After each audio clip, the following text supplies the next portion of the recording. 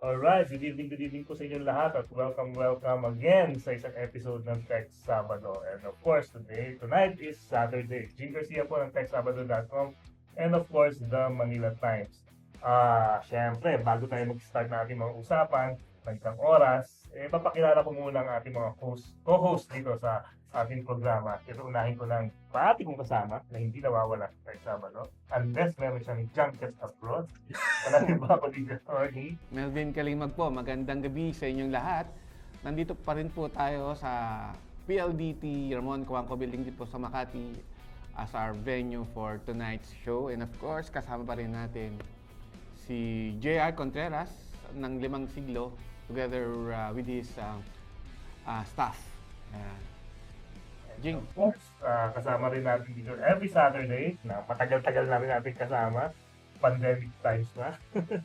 Ang tito ng San Pablo Laguna, walang iba kundi si Tito. Magandang gabi po sa lahat, Tito Tribs, Raymond Tribdino ng The Manila Times, Tech Sabado at ng cleantechnica.com. Ayan, ganda ang ating usapan na naman ngayong gabi. And sasabihin ko na ako po ay senior na. And there's always a reason kung bakit tayo maabot ng ganitong edad. At syempre, dahil po sa science and technology. Kasi noong mga panahon ng araw, mga tao tigok agad eh. 35, 40, ganun lang. Yung lifespan, very short. Kaya dumami po populasyon ngayon ng mundo. Di ba? Kasi tumatagal yung mga tao. And this is always has been because of new technology in medicine. Medicine has always advanced through science and technology, from the discovery of vaccines and antibiotics to today's breakthroughs in AI, robotics, genomics, and of course telemedicine. Innovation continues to transform how diseases are prevented, diagnosed, and treated. As healthcare becomes increasingly digital and data-driven, we're entering a new era that promises better outcomes while raising important questions about the future of medicine. Today, we'll explore that evolution and what it means for all of us. Katabi ko po ang ating guest for tonight, si Dr. Alvin Marcelo, one of the Philippines' leading authorities on digital health, medical informatics, and healthcare innovation. A surgeon by training, he is president of the Philippine Society for Digital Health and the Asia Pacific Association for Medical Informatics, and has been at the forefront of advancing electronic health records, telemedicine, health data interoperability, and AI-enabled healthcare across the region. So he has also served in key leadership roles at PhilHealth, St. Luke's Medical Center, and the University of the Philippines, Manila, helping shape the country's digital health ecosystem for more than 2 decades. So sakto pala to, no? Yung guest natin sa ating programa dahil tungkol po sa tech and medicine pag-usapin natin ngayon. Welcome, Dr. Alvin. Good Welcome evening. back. Welcome back. Yeah, first time. First time ba? First time. Oh, first time. Di ba we had you as guest dun sa Sa ibang programa. Not yet. Baka iba. Baka iba. Okay. Anyway, Dr. Alvin, welcome to Tech Sabado, and ang ganda nga ng pag-usapan natin, tech and medicine. Talagang, naalala ko siya doon kaya ako na-mention yung tungkol sa yung age ko. No? Kasi naalala ko yung astronomer, si Neil deGrasse Tyson. Okay. Niya kasi, sabi niya, there's a reason daw kung bakit nung araw daw yung mga tao hanggang, yun na nga, sabi mo nga, tigok na ba yung 35, and ngayon, 60, 70, 80. Oo, sa 80, umabot ng 80. Because of science. Diba? Yan. Mm. Kaya dapat talagang maniwala sa science. And itong malaking tulong talaga sa medisina. Explain mo nga sa amin, Alvin, Doc, kung bakit nga ba? Ano ba ang kinalaman ng science sa medicine? Well, kasi ang medicine naman parang Science din, di ba? very evidence-based siya eh. Correct. Di ba? Parang hindi siya kuro-kuro or hula-hula. Parang inoobserbahan namin yung nangyayari, tapos iniintindi namin. Pagkatapos, based on the research, makita namin itong treatment A better than treatment B. Di ba? Kasi may data. Kung tutusin nyo, way back, daming namamatay. Kasi walang vaccines, tapos may mga infections, so namamatay tayo. One of the first inventions, maraming inventions, pero yung naalala ko palagi, example ko sa technology, yung microscope. Di manhok, di ba? Yep. Nung una, namamatay lang mga tao, di nila alam kung bakit. Inom lang sila, inom ng tubig, tapos mamaya patay na sila. No? Pero yung microscope, nakita niya, may mga microorganisms dito sa tubig. Hindi mo kita with your naked eye, but with the technology now, makita mo, mayroon palang microorganisms Madumi dito. pala. Oo, madumi pala. So, that's one technology that gives you better view of the data. Data that was not visible to the naked eye, but with the lenses of the technology, the microscope, nakita na. So, don't drink the water. Yep. Boil mo muna. No? Kahit it appears like it's clean, there will be microorganisms there that can cause your infections and that can cause your death. So, maraming ganyan sa medicine. Ang role ng technology sa medicine is giving better, I would call it eyesight, no? Yep. Pero sometimes it's sound, like ultrasound. Or it's picture, like CT scan or MRI. So yung technology, every year may mga bago. To give tools to the physician and the healthcare worker on what is probably happening to the patient, the community, the population, that is not visible to the naked eye, to the ear. So, stethoscopes, ultrasounds, telemetries, ang dami yan. So, sabi nga nila, after fast-moving consumer goods, healthcare, ang largest data accrual na sector. No? They are saying that for every person, they will have at least 4,000 data points per day. Which is not surprising kung meron ka ng smartwatch. Tapos, tinan mo lang how many times buksan mo yung cellphone every day. Pwedeng umabot 4,000 per person. And so, it's possible that around 4 billion data points per day in healthcare. Doc, I just had a Exactly. smart ring. Yes. I'm reviewing this now. So ito, tinatrack niya yung quality of life nakalagay dun sa app eh. Naka-hook to sa app. So yung Pagka ng asawa mo. no. Yung oxygen level mo, yung blood pressure din yata dito. Oxygen. Oxygen pala, oxygen. Tapos yung sleep. Yung sleep mo, yung hours, ganun. Well, marami, no? Mostly health. So, if you are someone na medyo may mga sakit, like me, may type 2 diabetes, may sa cholesterol, hypertension, kapatid dyan, Doc Eloy, di ba? So, it will be very, very helpful. So, tama si Doc, no? Yung pag-progress ng technology is very helpful dun sa field of medicine, sa ng health natin. So, siguro magiging later on as we progress with our discussion, makikita natin ano pa yung pwedeng maging future ng medicine, lalo na nandiyan yung AI parating slowly penetrating the field of medicine. And yung pinention mo nga, data-driven medicine, no? Tama ka eh. Talagang yung yung amount of data sa MRI, Correct. sa CT scan, nakikita ko pag hindi naman yung maliit na lang eh. Hindi naman kilobytes di ba? Malaki yun. Malaki, di ba? Actually, yung problema namin ngayon sa imaging, dahil napakapino na. Dati kasi yung cut ng CT scan, 1 centimeter per cut. Noon, nung residente pa lang ako, nung 1990s.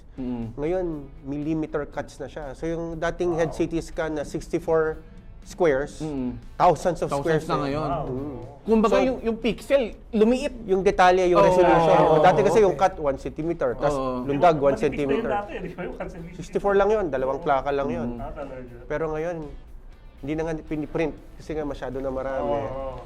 Actually, ang challenge ngayon is sobrang dami na pwede may mamiss. Pwede may mamiss ka na sa dami ng mga slices. No? So, yung AI, very popular siya sa imaging field ng medicine. No? Parang tumutulong yung AI mag-detect ng, can you look at this slice out of the thousands of slices because there's something that might be anomalous in this particular slice. No? I'm not a radiologist, pero that's how AI is now helping. AI is not diagnosing. Because the Medical Act of 1959 is very clear. Diagnosis is the function of a licensed medical practitioner. Okay. Okay, so sabi ko nga pag nagle-lecture ako sa mga colleagues ko, pag may lumapit sa inyo, sabihin na AI can diagnose this, it's impossible. Yeah. Because AI is not a licensed medical practitioner. Correct. But I can look at the AI recommendation, I filter it, I can now say, this is now the diagnosis. Kasi I am a licensed medical practitioner. Correct. AI augmented. In the same way sa law profession. The same with journalism. Yung mga editor. Yung AI cannot appear in court Yeah. or decide a case. Correct.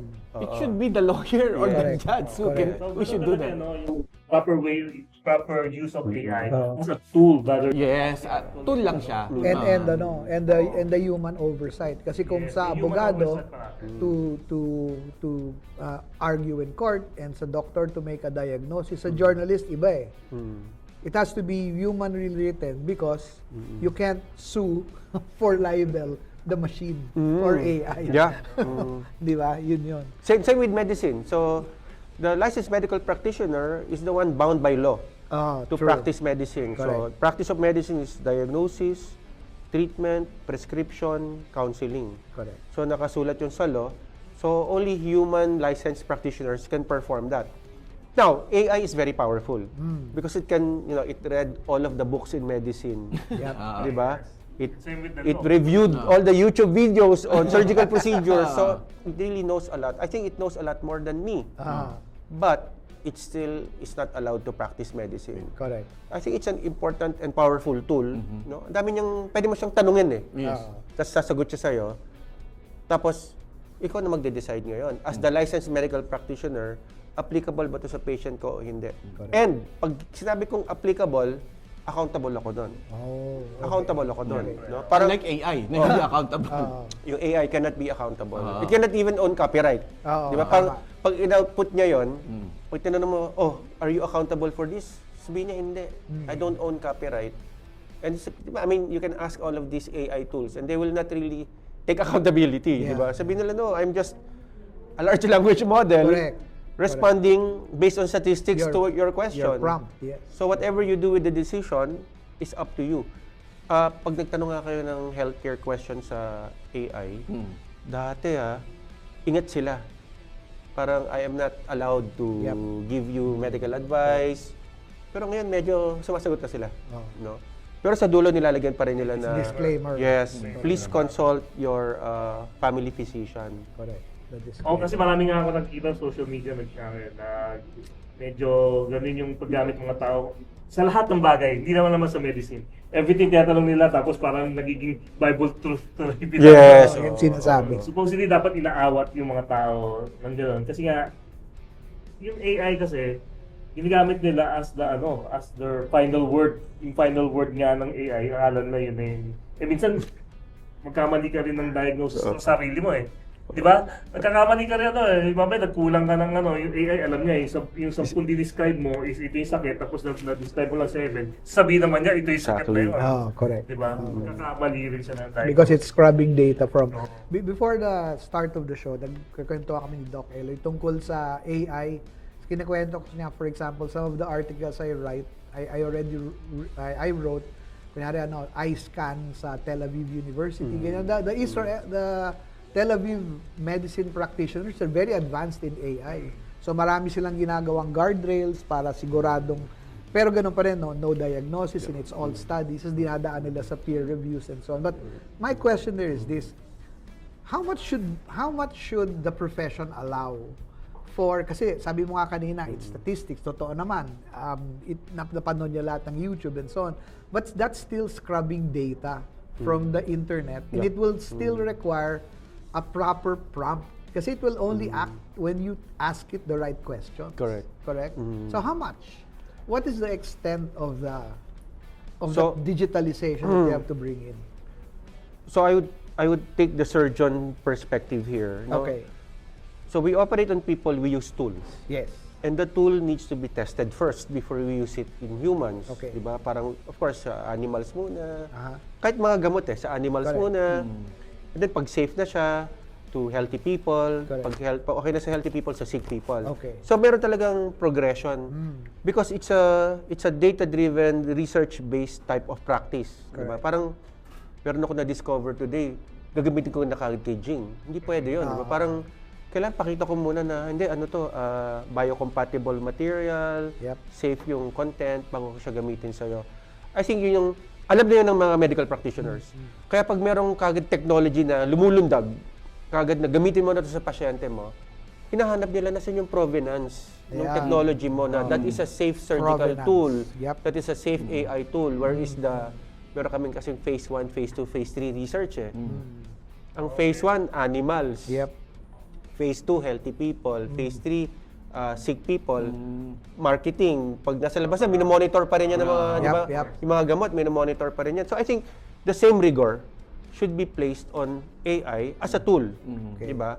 If we're going to embed AI as a tool in medical practice, it has to go through the That usual same. discipline. No? It cannot skip the line. Okay. Ika nga na parang sinabi lang ng isang school na to sa Amerika na Yun na. ito na, Oo. gagamitin mo na. Di ba? I mean, kahit yung mga gamot, inaaral din yun eh. Nasaan yung randomized control trials, nasaan yung LD50 mo, mga how many, ang LD is lethal dose. Yes. Di ba? Parang, it's the dose of the medicine that will kill at least 50% of the mice. Di ba ganun eh? Parang hanapin mo yun eh. Okay. Para malaman mo na, okay, huwag tayo lalagpas doon. Hanggang dito lang tayo kasi nakakamatay pala yung Correct, dose na correct, yan correct, eh. correct. So these safety mechanisms are in place. Okay. Ever since, no, when we built the research framework for medicine, Okay. and I think AI should undergo the same, The same. process. So that, pag ready na siya for practice, for use in real patients, you can also put us and make us accountable. Okay. Na parang, Dok, ito bang yung sabi mo sa akin, yung AI tools na ginagamit mo, approved na ba yan? Diba? Nasaan yung...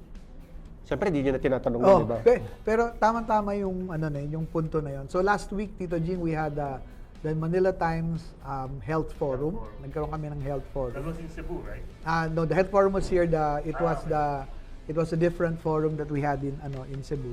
But anyway, in this Health Forum, ang kasama namin doon FDA. Then pinag-uusapan kasi doon pharmacovigilance and all of these biological things that are related. And then somebody asked that question, telemedicine. So when you go for telemedicine and that the thing will tell you that you have I will recommend what sounds like a prescription. Siyempre, hindi yun prescription, correct? Hindi, Because the prescription has to come from Correct. the doctor. Yep. Is that ano? That's correct. And That's correct. But the telemedicine and the AI can automatically generate a recommended Recommend, prescription. Okay. But, it's just like... Kailangan approve pa rin doctor. Of course. Yes, because the practice of prescribing is attributed by the law to the licensed medical practitioner. Okay. Even nurses cannot write prescriptions. Oh. They can write the prescription for the doctor, and then the doctor will sign it. Yeah, okay, Di ba? Kasi okay. pag busy yung practice. Yep. So I think there are electronic medical records now. Yep. That the nurses can type. I can dictate it to my nurse. She can type it. But when it comes out, it's my accountability now. Okay. So, with that said, paano ang totoong definition ng telemedicine? Kaya bago mo sagutin Sige. yan, i-break Okay, muna okay. ang Sabado. Okay. Pagbalik natin, explain ni Doc Alvin kung ano ang telemedicine.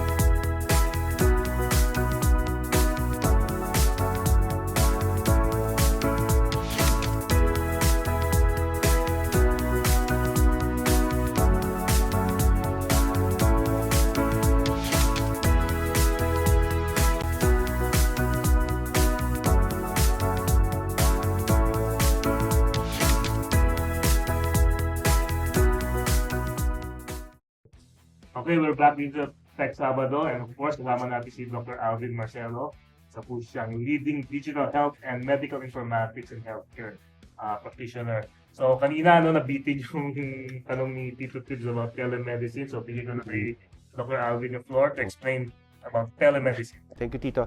I think, bago ako mag-telemedicine, Ah. kasi minsan marinig yung e-health, Yeah, yan. tapos may Yun nga. telehealth, Yep. tapos may telemedicine. Correct. Okay, so doon man tayo sa e-health. Ang e-health, dinefine na siya ng WHO, use of technology in healthcare. Okay. So generic, if I surf the internet, I see a website, and it's about health, and I learn something about it, Okay. e-health na siya. Okay. So you can call it a very big circle. Okay. Di ba? Parang sometimes, wala na nagbabasa ng printout, di ba? Oo. Lahat nasa online na lang, blogs. Correct. E-health na yon. And then, tele is over a distance. Okay. Over. Telehealth is health over a distance. So you Correct. can now say, there's a nurse or a physical therapist on one side, and I am the patient Okay. in a remote island, Okay. and they will now do health care for me. Okay. So that's like the e-consulta. Yeah. Okay. Then you make that circle much smaller. Medicine, Okay. which is Medical Act of 1959. Okay. Diagnosis, treatment, Ah. prescription, and counseling by a doctor. Okay. So telemedicine is over a distance, a patient and a doctor. The doctor functioning as making a diagnosis, making a treatment, giving a prescription, and counseling the patient as a physician. At That's a telemedicine, distance. over a Okay, distance. okay. Okay. So there's an element of distance Yep. sa tele. Oo. And practice of medicine, which is Medical Act of 1959. Okay. If it's not a doctor, I would call it telehealth. Telehealth. The nurses, parang, pinapatawag po ako ni doktor, kamusta po ba kayo? Kasi 1 week na, naka-hypertensive meds kayo. Nag-BP po ba kayo araw-araw? Ano po yung result? So, the nurse can do that. Okay. The nurse can do that. The PT, my daughter is a PT, nagta-tele-PT sila noon during the pandemic. No? The patients need to undergo some activities. So, over the internet, minomonitor niya, ina-advise niya. Okay. Pero pag doctor na, medical practice na, telemedicine. Telemedicine. So, e-health, smaller circle, telehealth, and then much smaller telemedicine. Okay. So yung e-consulta is telemedicine.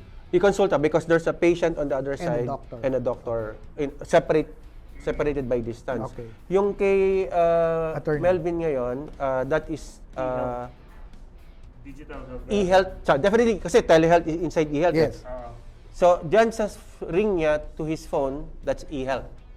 Pero if you transmit your data now to a doctor, that's telemedicine. But if you transmit it to the nurse, it's telehealth. Galing. So medyo splitting hairs, Yeah, pero yeah. it clarifies. Maganda. It clarifies. Maganda yung Right. understanding. So, niya. right on its own, it's e-health. Okay. So that helps him, it gives him feedback. Correct. I will sleep better tonight, Yep. I will walk more. That's good, e-health. Okay. Now he transmits it to the doctor or the nurse. The That's nurse, telehealth. that's Na parang telehealth. I want to upload my ring data, my app to you. Correct. Pero nurse pa lang, telehealth. Oo. And then, may na-detect si nurse na, I think you need a consult to a doctor remotely. That will be telemedicine. Okay. And then the doctor gives a prescription, tells him, you need a sleep study. Okay. Then I'll give you back to the nurse to schedule you for the sleep study. Telemedicine, naging telehealth. Okay. So parang Okay. nagta-transfer. Pero I mean, it's all splitting hairs. Correct. Which I don't have a lot. Same with other. Okay. Pero mga ganitong devices, Mhm. ano mo dyan? Anong perspective mo sa mga ganitong klaseng devices? I'm sure leap and bounds na yung yung in-advance ng technology. Yes. Diyan, wearables na. Part na yan ng mga wearables eh. Mga digital devices. So, ano mo dyan? Tingin mo dyan sa... I'm sure in the future, may mas maganda pa sigurong pwedeng i-diagnose yan towards our own health. Pero right now, where are we when it comes to these devices? I don't know if you watch Netflix or you say you don't know. Pero may mga dystopian doon, di ba? Yes, Black Mirror, di ba? Yeah, that was good. Black Mirror. So, my perspective here is that healthcare will always innovate.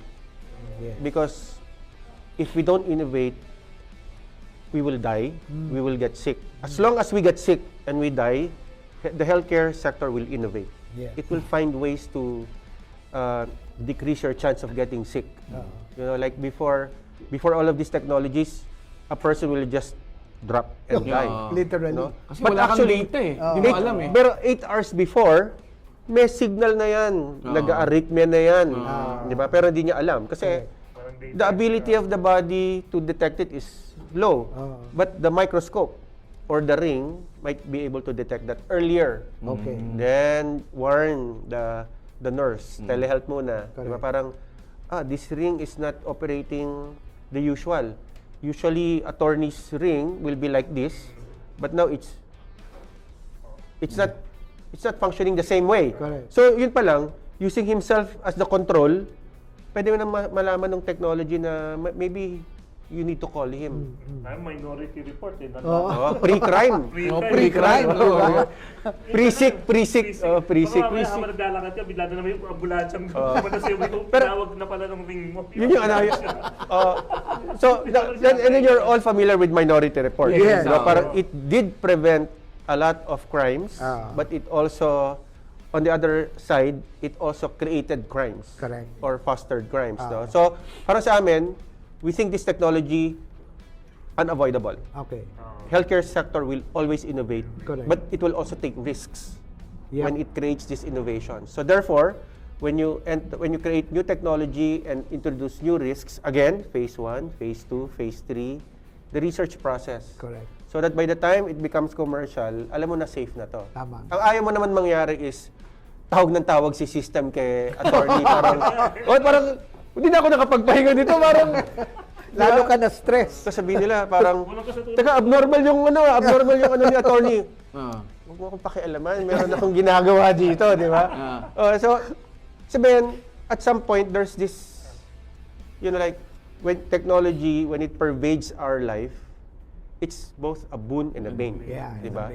correct. It's Stupid question. Paano pag umabot yung technology na wala nang mamamatay kasi dapat natin lahat? That's when, sabi niya, that's when you stop innovating. Kasi wala nang nakakasakit Based eh. on the logic. or the next innovation is dying. Dahil. Oo, di ba? Dying silently, dying peacefully, di ba? Peacefully. Dying peacefully. Oh, Hindi pala gusto ng tao. Mabuti ako. di ba meron mga dystopian movies Oo, na na ayaw. hindi sila namamatay, di ba? Correct. So, I think there's one movie or two na parang they wanted to die but they could not. Yeah. Because the technology was so advanced. Sabi nga nila, in the future, there will only be 2 departments. The Department of Trauma and the Department of Non-Trauma. Kasi lahat ngayon, yung mga infections, yung mga cancer, pwede ng genetic engineering. Yes. AI, di ba? Ito yung sakit mo, kukunin ko yung cancer cell mo, pasok ko dito, lalabas yung gamot na kailangan mo, sasaksak ko sa'yo, magaling ka na. Trauma na lang matitira. Nasagasaan ka sa labas, di ba? Or may bumaril sa'yo. Sabi nga nila, 2 na lang eh. Department of Trauma, Department of Non-Trauma.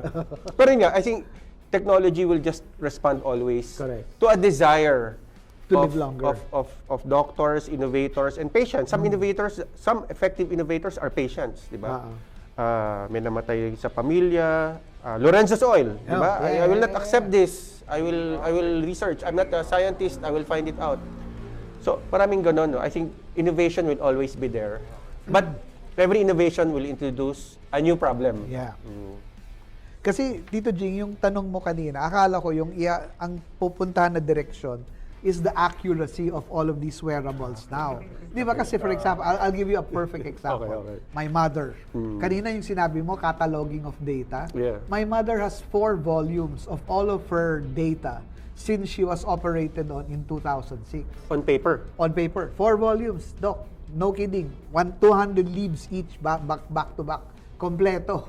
Tapos pag pupunta yun sa doktor, dala niya yung 2024 to 20, papakita niya. Tapos sasabihin na siya sa Doc, ito yung problema ko, blah, blah, Yan yung blah. mga kinakatakutan namin.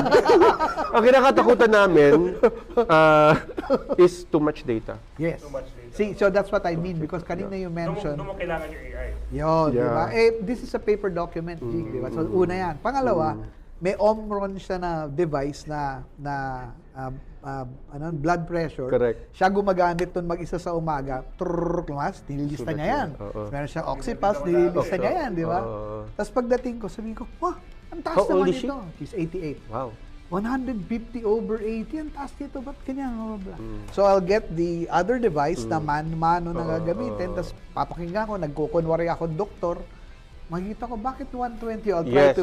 So may discrepancy. Yes, di ba? Good. Okay, yan, yung mga sige. ganyan. So, should we like put attention or is the accuracy of the device? That's what I meant about it's easy to innovate, but is the innovation safe? Yeah. Okay. So I can, like buy in the online this chip, yeah. and I can program it to take the blood pressure. Yes. But is that blood pressure faithful to the true blood Correct. pressure? Correct. So number one, kailangan may gold standard. Okay, true. gold standard mo yung ginawa mo na manual, okay? And then meron kang experimental. That's the real. Then may experimental ka, which is your innovation. Correct. And you are observing that there's a plus or minus 20-30 Yes. discrepancy. That's a lot. That means it should not have gone to market. Oh, okay. Now, having said that, that is my opinion. Okay. Pero kasi Because in reality, Sinabi mo yung brand. in reality, it will be in the market because there's no regulatory framework yet for devices. okay. And I say this from a personal experience. We developed this RX box, and we wanted to go through the process of regulation, registration, and that was 10 years ago. And then FDA was saying, "Oh no, we don't do this. We just regulate radioactive material, correct. diba? Or things that are unsafe." Yep. Noxious or toxic. Yours is not a toxic device. So we are not going to regulate it. So we said, can we just register it so that at least you can recognize there's that like this is a went device. through you know? FDA. But even that, they don't. Okay. So I think the market will get flooded with innovations. Some of them will be close to the truth. Okay. Some of them will not be close to the truth. What's important is that they don't electrocute the patient. There's a standard for that, by the way. Diba? The engineers know that. Okay. There's a standard for that. And they don't introduce a misconception that causes the patients to undertake a false decision, Okay. which is hard. No? Parang kasi something, it all depends on the patient also. Correct. Diba? Baka if it's a high blood pressure and then take the antihypertensive, but in reality, normal pala, Normal pala. baka bumagsak. Correct. Kasi parang you didn't actually need to take the antihypertensive because your BP was actually normal, stuff like that. It goes with blood sugar as well. No? So, I think there's a huge market for device safety. Correct. Huge, Device huge safety. market. If that's something that can come out of this discussion, then like we can start, and it's all for the improvement Yes. of the device and the ecosystem. Correct. Now, some of them don't have to be very, very accurate. Yep. No, all it needs is May just plus minus 5%, just enough, mga yeah, ganun. or just enough. Di ba? Parang like my watch. I won't tell you the brand. I don't think it's perfect, but it can count my steps. Plus or minus 500, I don't care. Plus 500, ay okay lang. Di ba? Minus 500, nagagalit ka. Di ba? But like I think at the doctor level, the fidelity to the truth has to be closer. Yes. But at the patient level, there's acceptable leeway. Correct. Diba? Especially if all it tells me is walk another 500 steps. Okay lang sa akin 'yon, diba? Pero kung it tells me to drink 2 more tablets of a medication, then that's where we're treading into dangerous ground. Because in-automate mo, hindi mo dinaan sa doktor yung pag-change ng gamot Or na-misinterpret ni patient. Marami kaming ganyan. Na-misinterpret din ni patient na parang, uy, sabi ni doc, pag nararamdaman ko to, inom ako ng gamot na to. Pero Maraming factors din kasi, di ba? maraming factors. Kaya ingat na ingat palagi yung mga doktor sa advice. Kasi nga, the advice is the protection na this is what you will do. If you feel this way, then you do this. Mamaya babalikan yung fidelity to the truth. Kasi may naisip akong may stupid question ako. Pero bago bigay yung question na yun, babalik ko ang text about after a few reminders.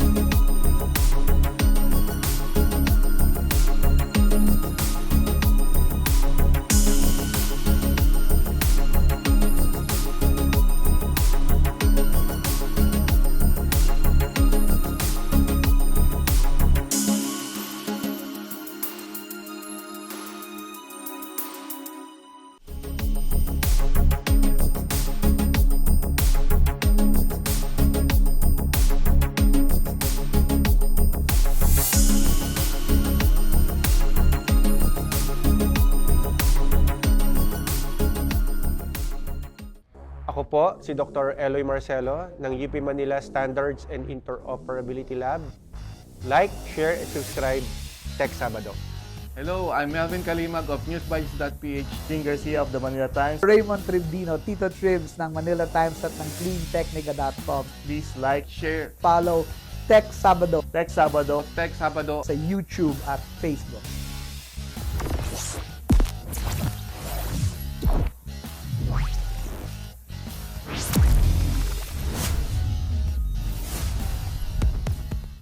Okay, we're back. Kasama pa rin natin si Doc Alvin Marcelo. Gusto ko tanungin sa kanya na siya may sabi about fidelity to the food. Kasi mayroon ako nakikita yung mga, like for example, mga ingredients, di ba, sa mga kinakain natin. Usually, maraming Nutrition label. nutrition label. Tapos may mga carcinogenic dyan, di ba? May mga pangalan dyan na hindi mo na mabasa. Yeah. Then natin, hindi mababasa mo na parang this can cause cancer to mice in laboratory. Okay. Diba? It can cause cancer in laboratory animals. How do you weigh that? Pag bigla na namin ganun sa mabasa Okay, wait. as a consumer of these goods. So, as a patient first, that really helps. No? Correct. It tells me that first, the company is honest. Okay.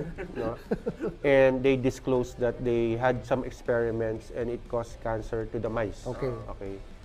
So this is where, as a patient, I can now say for myself, "Oh, I don't need this aggravation. I will just go for plain sugar or Okay. something else, no, rather correct. than the artificial sweetener." Correct. That's me as a patient. As a doctor, I will not prescribe it anymore. Okay. Kasi, but that's personal. Di ba? Yep. Parang if a patient comes to me and tells me, "Doc, pwede ko bang gamitin to?" Sabi ko, well, nakalagay po kasi cancerous sa mga daga. So, hindi ko po masabi kung cancerous din niya sa tao. Pero masarap eh. Sabi ko, diabetic pa rin po kayo. So, baka kailangan po lifestyle change. Correct. Ang hirap talaga. Pag change mindset, mahirap talaga. But the labels are very important. I think the companies now are more responsible. So they're now putting on the labels things that they would not have done 20, 10, 30 years ago. Kasi it will limit the sales. Even the calorie diba? counts, no? Meron calorie Yes, counts yes. sa menu. Pati yung mga, di ba, sa mga fast foods, nilalagay na sila eh. Yes. Which is good because it informs the people, they're being transparent. Actually, hindi rin natin alam, tetest pa natin yung, ito ba talaga calories niya, no? But the disclosures are very important. I really appreciate if companies disclose the nutrition labels. Kasi talagang importante yan sa health natin. Yun ang actually napansin ko nga, sa totoo lang yung same product, the same, kunyari drink, it's the same. Pero pag nasa ibang country ka, mag-iba yung ginagamit ng ingredients. Hindi ko na the US Because sa US, ibang-iba. Ayoko na magsabi ng mention ng name. Even the taste. Halos pareho lang, pero Same magkaiba- taste. Pero magkaiba sila ng magkaiba sila ng ingredients na pinasa mo yung locally produced dito. Binabasa mo talaga. Kasi- Okay. Kasi nakita ko na kasi sa YouTube, di ba, mga conspiracy doon. Mas dangerous yung mga ingredients na doon kaysa sa atin. Mas healthy siya. Okay. Mas healthy yung mga Hindi ko alam yun. ingredients siya. Ano ba yun? Validated ba yung... Hindi ko alam. I don't have personal. Actually, titingnan ko na kasi sinabi ni Jing gano'n magkaiba pala eh. So this same brand, iba dito, iba doon. I'll Ano yung ginagamit sila? Like, example, yung mga dye, magkaiba, mas organic yung sa atin sa kanila, parang gawa talaga sa chemical. Okay. Tsaka Jing, yung ano dito, yung Chicken Joy dito sa Pilipinas, tsaka mas masarap. Alam kung bakit? Sa US, mas masarap yung chicken joy sa US. Hindi, mas masarap dito. Alam mo kung bakit? Mas organic. Hindi. Kasi doon, zero trans fat. Dito, Isang beses lang ginagamit. Dito, paulit-ulit. May kasama pang salt. Galing sa... in talaga yung flavor. Joke lang yun. Anyway, baka magalit sa atin mga yan. joke lang. May chicken stock tayo dito. Hindi, si Doc Eloy, na-meet ko siya nung director siya ng National Telehealth Center sa UP Manila. Okay. Yung wife niya, si Doc Portia, also became a director of the National Telehealth Center. Tama, Doc? When I transferred to PhilHealth, yes. Yes, oo. What's the current state of telemedicine, telehealth now in the Philippines? I would say it peaked during the pandemic because there was Definitely. there was no other way. Correct. So during the pandemic, very quickly DOH and National Telehealth Center, they came out with a set of guidelines. Correct. Kasi it was the only option Yep. for many patients, di ba? And the doctors also. So the guideline came out. Some people were just didn't know the guideline existed, but they continued FaceTime, no, Facebook, no. Correct. A lot of the patients were on the free versions. But we needed to have a protocol para alam natin which is like what is safe and what is not safe. Yes. So that peak then, I was in a private hospital then. Talagang yun lang yung available na way to connect patients with doctors. So we even created a concierge service. Doon pupunta yung pasyente. Yeah. Arrange niya yung room kay correct. doktor. Correct. Link na lang. So, Doc, ito yung link mo. Tatawagan pa sila ahead of time para magkita. And then, after the pandemic, the patients wanted to come back. Yes. Nakapila pa rin sila. Parang, they really want to be seen and touched by the physician. So bumalik. Importante siya. So bumalik, Doc, yung dati. Bumalik sila, tapos wala na nag-avail ng telemedicine service. Kasi mga doktor, nandun na rin sila sa face-to-face. Nandun na yung mga pasyente, di ba? So, right. So So now, yung mga apps na available nung natenga. well, I think meron pa din. No? I think Filter out lang. may mga services pa din na nagta-telemedicine sila. I'm not privy to how many transactions they have per day, but the companies still exist. Correct. Now, the demand side, ako personally, tingin ko, it will be the corporate groups that will have telemedicine. Like you, kunyari, kayo, pwede kayo mag-offer ng telemedicine services. Another group, an HMO, can offer telemedicine services. Di ba? Pero yung point-to-point natin na parang you want to go to the cardiologist, the chances na may telemedicine siya, hindi ko sure. Di ba? Kung may kakilala ka na, gusto mo kasi makita siya eh. Pero kung wala kang kakilala, pwede ka pumunta sa isang portal ng EMR, makita mo yung mga doktor doon na tumatanggap ng telemedicine. Meron. So there are companies with portals, and then they have the list of doctors there and their subspecialties that you can choose.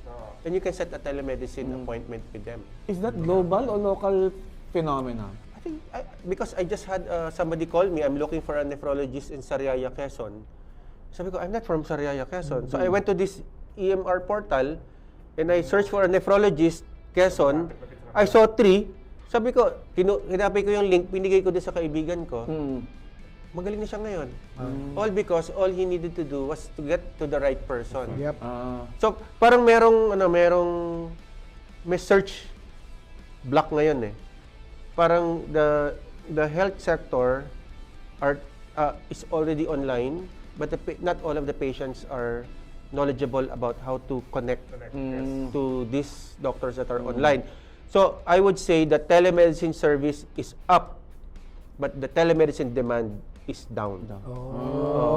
Okay. Parang like yung kaibigan ko, sabi niya gusto kong kumonsulta sa doktor. In her mind, face to face. Yeah. Yun yung traditional eh, di ba? Correct. Nung sinabi ko sa kanya, ito hyperlink ko, pinadala ko sa instant messaging, click mo yan, may makikita kang 3. Yung 3, kinontak nila, telehealth yun, setting an appointment. Yes. Then nag-face to face pa rin sila. So, hindi na siya telemedicine. Hindi. Ano na siya, classical medicine na siya. Nagkaroon na siya ng face-to-face. Yes. Tama.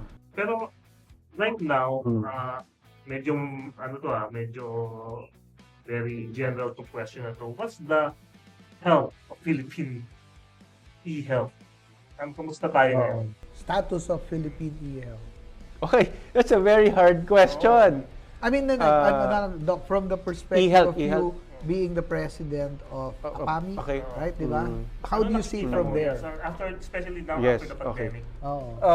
So after the pandemic, I think we sort of like lost the momentum. Okay. Kasi nga, people were already familiar with telemedicine. The hospital side and the health side created the capability. The patients had demand. So the demand and the supply met during the pandemic. But after the pandemic, there was this demand to be touched and seen by Okay. physically by a doctor. Yep. So nawala yung demand. So even if you have the services up, the demand went back to the old way, no? Correct. The challenge really with digital health, to me right now, is demand creation. Okay. I think on the supply side, the health sector, it will respond if the demand is there. Okay. No, but so I think we now need to shift to the patients, Mm. diba? What works for you as a hypertensive, for you as a diabetic, and what are your pain points so that we can put the digital component to remove those pain points. Correct. If you want to go to the doctor, then you should go to the doctor. Yep. But maybe you can start filling up some forms so that when you get to the doctor's office, you don't need to wait 2 hours. Yes. Because you answered some of these questions already at Already, home correct. with your technology, Correct. diba? So that the doctor, when you come to the clinic, you don't wait 2 hours. Diba? Parang punta ka na lang dun sa iyong window of Yep. 30 minutes, I see you, then I just read to you, okay. So sinagot niyo na pala yung mga questionnaire ko. So mukhang okay tayo kasi, so it saves time. No, Yes. rather than ask you the question again and again, I just review something that you filled up maybe Correct. 2-3 hours later or the day before. So I think it's really more creating the innovations for patients. But you think, okay, like this is prevalent globally? Yes. Did the, Downturn. bumagsak din ba globally sa Yes. everywhere? I mean, it's not just the But is there Philippines. an People initiative just- to bring that back? Sige, dyan na, ayaw mo. So, we don't want to bring back the pandemic. Of course. Yes, of of course. So what we want is to The way to- patients will I don't want to call it elevate kasi parang elevate means they're down eh. It's more to increase the digital health literacy of the patients, right? Right. Ano pa pala yun? Kala ka nila Exactly. pandemic. You know, as simple as, Jing, may gamot ka ba twice a day? Nag-a-alarm ba yung phone mo to remind you to take the medicine? Tuturo mo yun sa pasyente. Correct. No? But in the clinic, ito po yung gamot niya. Sige, pasok na natin ha. Sige, sa cellphone mo, alarm na natin yan para ma-remind ka sa pag-take ng medicine. Correct. That's digital health literacy. That's not available I think the younger generation, they know how to do that. Yes. But for the elderly, pwede pala yun. Correct. Diba? Or, parang ano po ba cellphone number ninyo? Sige po, napasok na namin. Mag-a-alarm na lang po yung cellphone ninyo Correct. na nandiyan po yung gamot. I think there are a lot of those patient-level opportunities for digital health literacy that can really matter a lot. Okay. Regardless of whether they will connect to the health sector or not, just by themselves, empowering them how to use technology properly, the smart devices, the wearables, knowing how to respond to the information coming out of the devices, that will really help a lot in empowering the patients to take care of themselves. Because that's 80%. 80% of healthcare is about patients taking care of themselves. Diba? Parang taking a picture and then telling you, you're not allowed to eat this because it's fatty but you will still eat it. Yes. That's a problem. So but like when I was during the pandemic, I had this technology that gets my blood sugar. Okay.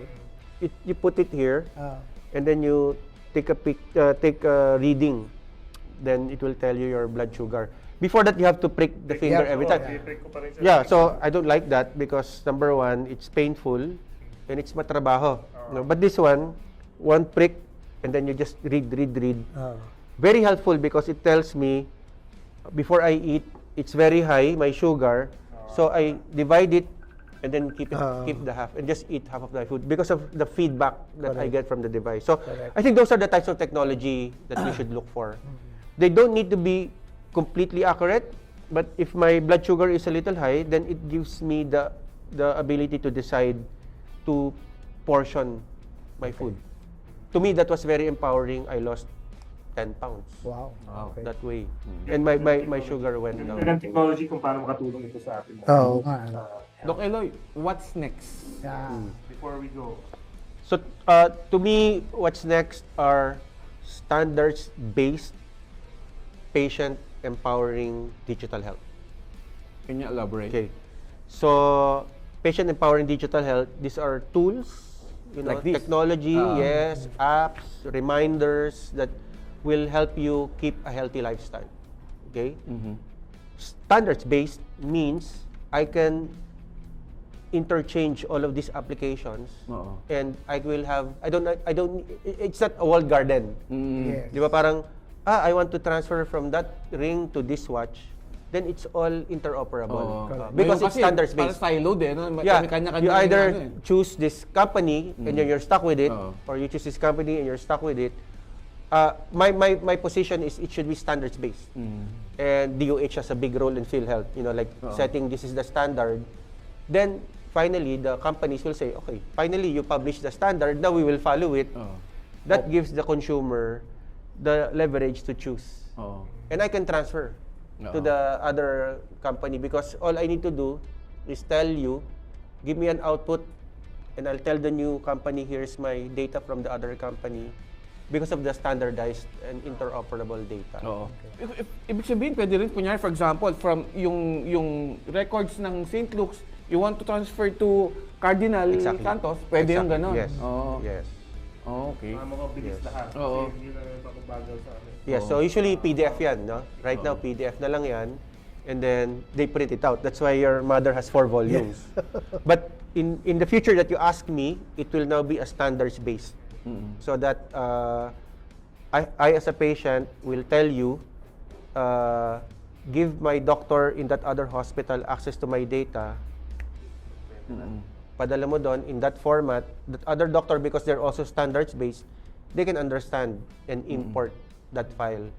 And so, rather than asking you the questions again for the longest time, I Correct. will get all of your 4 volumes in a standardized format and then maybe use AI to help me summarize it. Correct. Diba? And then, the summarization naman will always say, the patient is hypertensive on this medication, etc., which I can just confirm. So it will be faster and safer for the patient and the doctor. That's interesting. Medyo nagwirduhan lang ako sinabi kanina ni Doc Eloy about yung ready na yung medical professionals doon sa telemedicine, telehealth. Pero yung mga tao, Demand side. Yung demand, oo. samantalang kunyari, sa gobyerno, yung mga government services, gustong-gusto ng mga tao na Correct, nasa Online online lang. na eh. Oo. Pero Correct, ito, parang, ba't ganun, Doc? Ano doon? I think Cultural ba yun? during the pandemic, the population became digitally sensitive. No, Okay. parang pwede pala digital eh. So every time they see something that is not yet digital, which will benefit from digital, they get frustrated and ask, "Pwede niyo pa din-digitize yan? Bakit nagmamano-mano pa rin kayo?" Which is not there, was not there 5-10 years ago, before the pandemic. I think it's all about leadership. Number 1, here are the standards. Number 2, here's the money. Use the money to create the solution that is standards-based. Correct. And number 3, don't forget the people. Tama. As you develop the standard-based solution, make sure that the people can actually connect to it. Okay. So it's a very complex set of interventions, and it needs a leader that can coordinate all of the components. Okay. The change within the institution, and the change in the patient population, and then of course infrastructure, Correct. cloud, Yep. security. Ang daming components eh. So ako nga, ang advice ko is, of course, standards-based as I mentioned, but that will only happen if you have leaders. Okay. I would call them the chief information officers of the health sector. Of the healthcare. They need to form themselves into a network. So it cannot just be a few people. Yep. Every health facility should have an information officer aware about the standards coming out from DOH and PhilHealth and be able to do change management within their facility, including the patients. Including the patient. Hanggang data talaga. Tama, tama. Data-driven. Data-driven talaga. And listening to the patients. Okay. Listening to the patients. Ako, Tito Jing, one last question para lang to wrap up our conversation. Are you convinced, Doc Eloy, that with telemedicine, we'll be healthier Filipinos? I think, okay, Okay. I'll answer that in a very controversial way. I don't think telemedicine is the solution for healthy Philippines. Okay. I think it is a digitally empowered patient that will result in a healthy Philippines. So it's basically creating that health app ecosystem, Oh, okay. including technologies Yep. like that, and a digitally empowered patient to listen to himself, what is the device telling you, Okay. and then behaving appropriately based on the data that you get. Okay. You don't need a doctor. Yeah. You don't need a doctor. Doctors are for sick people. Okay.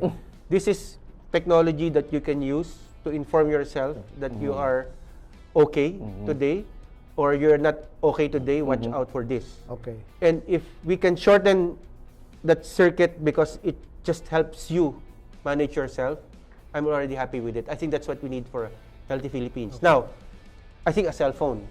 But may cellphone eh. Marami ng tao may cellphone. I think we're more than 100% penetration. But we're not actually installing the apps. The apps that Correct. they need. And I don't think everyone needs a ring. No? Maybe they'll just need first a cell phone with the right app. Like we all have the eGov app already, Yep, right? yep. So now I think something in the eGov app that can augment. Sabihin ng cellphone sa'yo, bawal ang pisipata at saka sisig. Correct. At saka trans fat sa chicken. Kailangan mo ng cellphone eh, para sa Kailangan ko ng cellphone. Okay. On that note, okay. Galing, ang ganda ng discussion. Galing, oh. Siguro we can bring back Doc Eloy for some other Of course. health. Of course. We can take in inquiries about health, no? Kasi lahat tayo at some point magkakasakit or mamamatay Yes. unless hindi mangyari yon, wala nang innovation tulad nga sabi niya.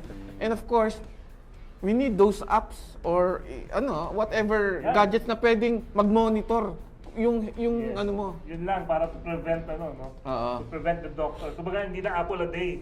An Hindi app na. a day. And up a day. That keeps the doctors Uy, away. Copyrighted yan ni G. Garcia on correct. Tech Hindi Sabado. Apple, no? Apple. Oh, you heard that on Tech Sabado.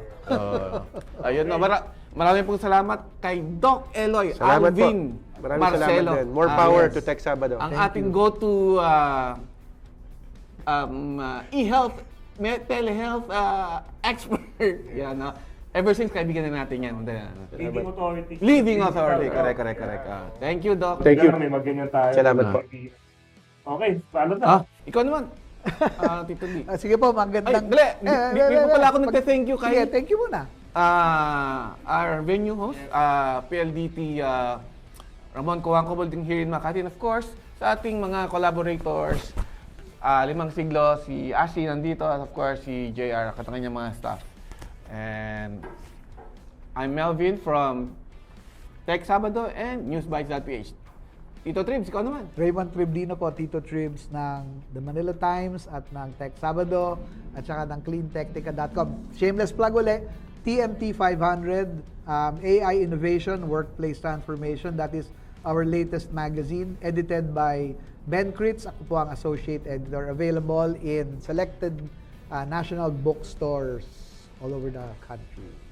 Okay, Jean Garcia po ng TechSabado.com and of course the Manila Times. Thank you, Dr. Alvin Marcelo, leading authority on digital health sa ating bansa.